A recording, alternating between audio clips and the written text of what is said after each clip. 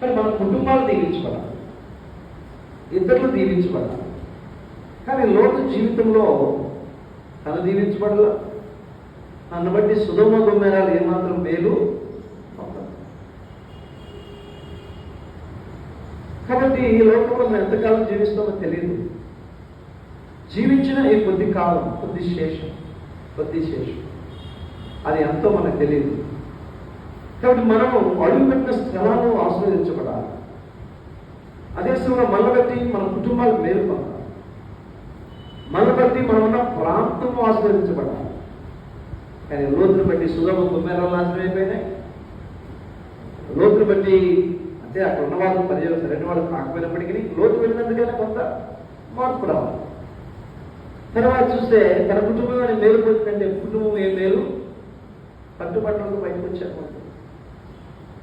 అంటే కారణం ఏంటంటే